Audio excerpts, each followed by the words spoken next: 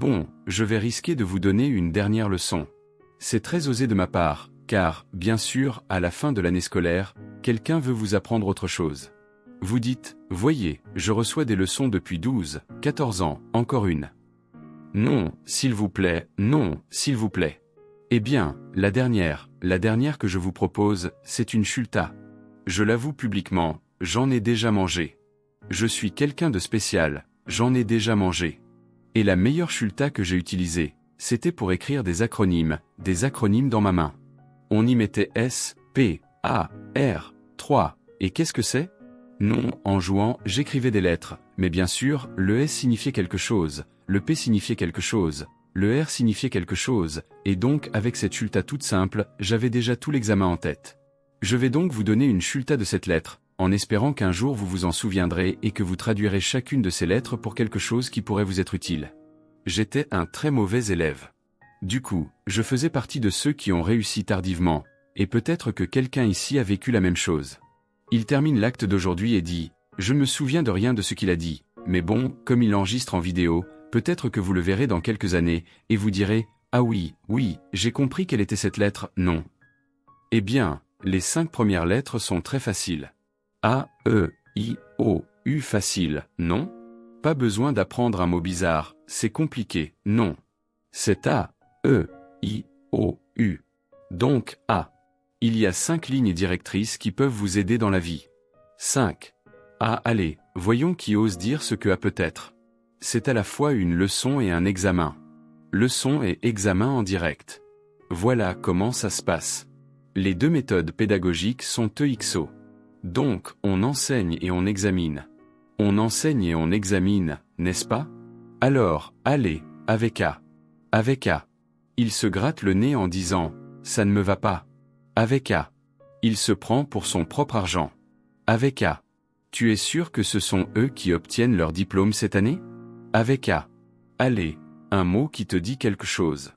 Avec A joie. Eh bien, la réponse n'est pas correcte. Ce n'est pas de la joie, mais du bien, Merci d'avoir participé.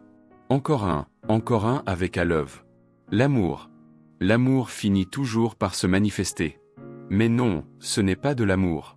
Ce n'est pas de l'amour non plus. C'était facile. Une autre option, une 3e avec A. L'amitié. Et ce n'est pas de l'amitié non plus. Avec A. Passons à l'équipe B. Eh bien, non, le A que je vous donne aujourd'hui est le A de maintenant. Maintenant. Eh bien, c'est un mot qui, a priori, ne semble pas dire grand-chose. Mais je pense que c'est l'une des clés de la vie. Vivre maintenant. Ne pas vivre hier. Parfois, on reste bloqué dans le passé. Dis donc, qu'est-ce qui m'est arrivé? Que ai-je fait? Que ai-je pas fait? Que ai-je fait? Que ai-je pas fait? Alors on vit dans le passé.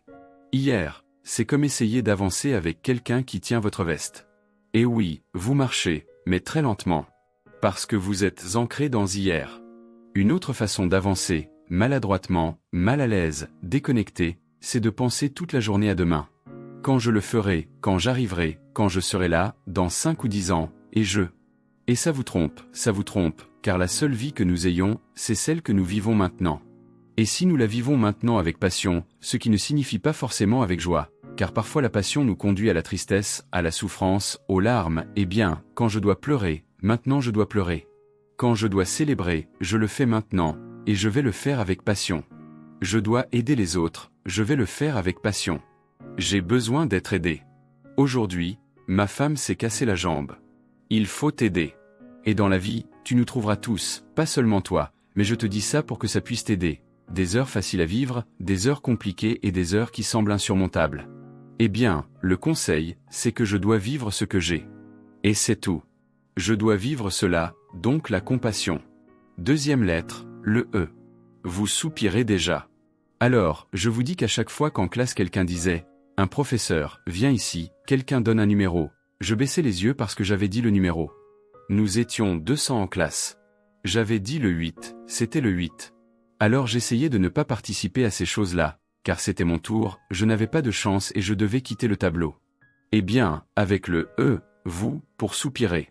Comment? Vous l'êtes. Maintenant, vous l'êtes. Non, ce n'est pas une phrase. Non, ce n'est pas « tu es ». Ce n'est pas « tu es ». Terrible, terrible. Tu ne le es pas. Non. Avec le E. Quel mot cela peut-il être? Un titre avec le E. Avec le E. Vous pouvez aussi le faire ici. Vous en connaissez un avec le E, espoir, dit-on ici.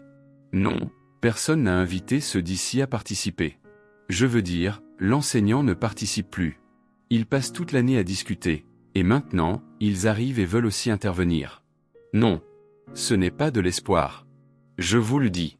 Le E d'éternité, qui est totalement lié au A de maintenant. Chaque instant que nous vivons, chaque instant présent que nous vivons, est directement lié à l'éternité. L'éternité ne commencera pas demain. Elle commence maintenant. Nous sommes déjà dans l'éternité. Et chaque décision que nous prenons dans la vie est comme le GPS. Il nous dit, où vas-tu? Je vais vers l'éternité. Voilà à quoi sert ma vie. Une autre vie ne m'intéresse pas. Une vie qui expire après-demain. Je ne suis pas intéressé. Non, non. Je ne suis pas intéressé. Je parie sur un objectif éternel. Et c'est ce que Jésus nous dit. Non, suis-moi, car je vais te donner de l'eau qui jaillit vers la vie éternelle. Celui qui mange ma chair, boit mon sang, nous, mon Père et moi, avons la vie en lui, nous aurons la vie éternelle. Waouh! Avec le pardon, c'est à la mode. Je vise la vie éternelle. Pendant un temps, la vie ne me suffit plus. Mais la beauté de tout cela, c'est de réaliser que chaque instant nous rapproche de la vie éternelle. Si je veux atteindre l'Everest, il me suffit de faire un pas. Et le premier pas que je fais me rapproche déjà de l'Everest. Et le suivant aussi. Et le suivant aussi. Personne n'a atteint l'Everest d'un seul bond. Eh bien, dans la vie éternelle, chaque petit pas que nous faisons maintenant est lié à la vie éternelle. Et cette question, finalement, est très simple. Ce que je fais maintenant, en particulier, me rapproche-t-il de la vie éternelle ou m'en éloigne-t-il? Et ce test, si facile à faire, que vous pouvez faire toute votre vie, vous donnera un indice très clair. C'est un thermomètre ultra précis. Cela m'éloigne de la vie éternelle. Cela me rapproche de la vie éternelle. Avec le moi. Avec le moi. Allez, allez. Un coup à celui qui est à côté de toi. Non, non, il faut le dire à voix haute. Ça ne vaut pas la peine de souffler sur celui à côté de toi pour que celui à côté de toi ait tort. Non. Non. N'ose pas le dire. Non. Non, bien sûr. Tu as dit quelque chose avec le « je » que Mozart ne peut pas dire. Enfin, avec le « je ». Toi, oui. Infini. J'adore ce mot. J'adore ce mot. Écoutez, ce n'était pas « infini », mais ce serait deux mots avec le « i ». Infini, comme vous l'avez dit, avec lequel ça marche très bien, car le nom de mon producteur est « infini plus 1 ». Comment pourrait-il ne pas être le « i » d'infini? Non, mais c'est lié à un autre mot, avec le « i », que j'adore, impossible. Si quelqu'un a le même problème psychologique que moi, rien ne m'a autant motivé que lorsqu'on m'a dit que c'était impossible. Et à ce moment-là, je me suis dit, waouh, il va falloir que je le fasse. Parce que tu as dit que c'était impossible. Et ça me séduit bien plus que si tu me disais, eh bien, c'est facile. C'est très facile. Bon, si c'est si facile, peut-être que je n'en ai pas envie. Et si vous me dites que c'est impossible, waouh, j'ai envie de me lancer. Dieu est le Seigneur de l'impossible. Et cela doit être mis à l'épreuve. Ce n'est pas un acte de foi. Ce n'est pas une belle phrase. Mais on peut la mettre à l'épreuve lorsque l'impossible surgit dans nos vies. Car si un jour, lorsqu'un impossible surgit, cette phrase vous échappe, ou si vous la dites à quelqu'un qui vous dit que c'est impossible, rappelez-vous, waouh, celui qui est venu à mon école disait qu'il fallait parier sur l'impossible à une condition. Seul l'impossible peut être réalisé avec l'aide du Seigneur de l'impossible, pour qui rien n'est impossible. Et Jésus lui-même nous dit, regardez, c'est impossible aux hommes, mais pas à Dieu. Et il nous dit, sans moi, vous ne pouvez rien faire. Eh bien, cette confiance dans notre communion intime avec le Seigneur de l'impossible nous permet d'oser tout, de réaliser un projet passionnant qui semble impossible. Combien de gens m'ont dit, quand j'ai dit que j'allais faire des films, j'ai entendu pendant une année entière cette expression de gens qui m'aimaient beaucoup. Non, c'est impossible. Et je me suis dit, waouh, c'est bien, j'ai crié plus fort. Quand j'ai dit que j'allais parler de Dieu, qu'un producteur parle de Dieu, ils m'ont dit, c'est impossible. Waouh, merci de l'avoir dit. Nous avons cette alliance intime, inséparable, indestructible, avec le Seigneur de l'impossible, qui parie pour nous, et comme le dit un proverbe arabe, le monde appartient à Dieu, mais il le loue aux courageux. Si nous osons avec Dieu, nous n'avons pas besoin d'être très courageux, car il fait tout.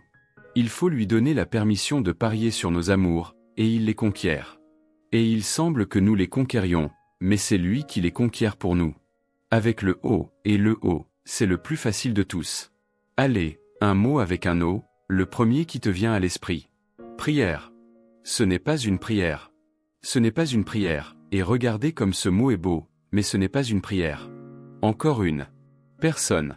Celle-ci est très facile, car c'est simplement O-O-O-H. O-H, exclamation. Oh, gardez ce mot. Le O de O-O, c'est une invitation à la surprise. C'est une invitation à la contemplation. Une invitation à rompre avec la routine. Le jour où vous ressentirez la routine, l'ennui, toutes les alarmes se déclencheront. S'éloigner un peu, observer de loin, pour retrouver le sens de l'eau. Par exemple, le premier jour de cette école, je me suis dit « Waouh !» Les élèves ont de la chance, et les enseignants aussi, d'avoir ce métier. Je pense que les deux métiers les plus importants, le premier, très différent, est celui de prêtre. Il n'y a pas de métier plus important que celui-là. On ne peut imaginer de métier plus important que celui de prêtre, et le deuxième est celui d'éducateur. Éducateur. Je pense aussi, maintenant, aux emplois urgents dans la société, urgent, enseignant. Enseignant. Urgent, important, nécessaire, service, enseignant. Eh bien, ce « O » peut être perdu avec la routine, car j'enseigne depuis de nombreuses années, car je fais ce métier depuis de nombreuses années, car je suis marié à la même personne depuis de nombreuses années, car mon fils a grandi, et on perd le sens de la surprise, de l'admiration pour ce qui nous entoure. Et il suffit que nous nous séparions un peu pour dire « Waouh, quelle chance j'ai !» Je me souviens de ce que j'ai vu, de ce qu'une femme m'a raconté au Rwanda, en quittant sa cabane, une cabane très pauvre, faite de boue, par une nuit propre, comme ce sera sûrement le cas ce soir, ici à Tolède, et elle m'a dit, les bras ouverts, « Je suis la femme la plus millionnaire du monde. » Regarde. Elle a pointé toutes les étoiles et a dit, « Toutes les étoiles sont à moi. Elles sont à moi. Le soleil est à moi. Les nuages sont à moi. Les montagnes sont à moi. L'univers entier est à moi. » Eh bien, cette femme n'avait pas perdu la capacité d'admiration. A-E-I, ou ce n'est pas une peur de réveiller ceux d'entre vous qui se sont déjà endormis. Non. C'est la 5e lettre. U laquelle? Jouez-la. Il y a peut-être un bon argument ici. Il y a peut-être plus appétissant pour celui qui trouve la lettre U. Personne n'ose? U non? Eh bien, je vous le dis. Unité. Unité. Dans un monde dominé par la division, parions sur l'unité. Avec qui? Avec tout le monde. Dynamisez les classifications des gens et vous serez plus heureux. Dynamisez les classifications des gens. Toute classification des personnes est artificielle. On peut dire que telle personne vient d'un pays et telle autre d'un autre. Au final, on sait que nous sommes sur la même planète. C'est que celui-ci a beaucoup d'argent et celui-là peu. Finalement, nous sommes pareils. Celui-ci est de droite, celui-là est de gauche. Eh bien, je ne sais pas comment ça marche. Certains sont de droite, d'autres de gauche. C'est comme si celui-ci était un homme, celui-là une femme. Eh bien, dans une société dominée par la division et la classification des personnes, le message de Jésus est que tous sont un. C'est la prière que le Père fait avant de mourir. Que tous sont un. Comme toi et moi, nous sommes un. Unité intérieure. Avec Dieu, cette étreinte intime avec Dieu, qui me donne l'unité avec mon Père. Et l'unité avec mes frères. Avec qui? Avec tous. Mais aussi avec celui-là et aussi avec celui-là. Et avec celui-là aussi. Il n'est pas moins frère, moins sœur que toi, celui-là, celui-là. Unité. Et je termine avec 2 consonnes. C'est déjà une invitation à se taire. Car les 2 consonnes sont le S et le H. Le S de. Mot avec le S, mot avec le S silence. Du silence. Au premier. Bien sûr, c'est le professeur Rouhan qui a l'avantage. Du silence. Le même. Dans un monde dominé par le bruit et l'agitation, recherchez le silence. Ayez confiance dans le silence. Dans le silence, vous trouverez plus de réponses que dans le bruit. Dans le calme, vous trouverez plus de réponses que dans l'agitation. Misez sur le silence et vous serez déstabilisé. Le silence semble être un pari pour freiner, pour ne pas avancer. Si je me tais et que personne ne me dit ce que je dis, rien ne se passera. Beaucoup de choses vont se produire. Car c'est en silence que naissent de grandes aventures. En silence. Et enfin, le H. De. L'a-t-elle bien dit? Je l'ai vu sur les lèvres. C'est celui-là. L'humilité. Humilité. Comme le disait sainte Thérèse, l'humilité est la vérité. On pourrait en parler longuement, mais je pense qu'elle se résume à ne pas voler à Dieu la gloire qui lui revient. Tout ce que nous avons, nous l'avons reçu. À l'heure où ce mot, je, est un mot très laid. Je crois que je l'ai obtenu parce que je suis un travailleur acharné, un virtuose, un généreux. Vous avez perdu le nord. Réfléchissez. Si vous avez pu étudier, c'est parce que Dieu vous a donné des parents, des enseignants, la capacité de penser, d'écouter, de regarder, de parler, d'écrire, de raisonner, de créer, de jouer. Tout, nous l'avons reçu de Dieu. L'humilité consiste à transmettre à Dieu la louange de toute notre vie, en reconnaissant nos talents. Il existe une fausse humilité qui dit « Non, si je ne le fais pas, je ne vaux rien ». Comment ne vaudrais-tu rien? Tu vaux tout le sang du Christ. Cela vous semble un prix modique. Non, si je suis petit, si Dieu vous a créé, comment pouvez-vous être petit? Dieu ne fait pas de petites choses. Non, si je ne sais pas, comment pouvez-vous ne pas savoir? Bien sûr que vous le savez. Recherchez le conseil de Dieu et vous saurez. C'est-à-dire la fausse humilité. Et à l'autre extrémité, l'arrogance, avec un air de supériorité.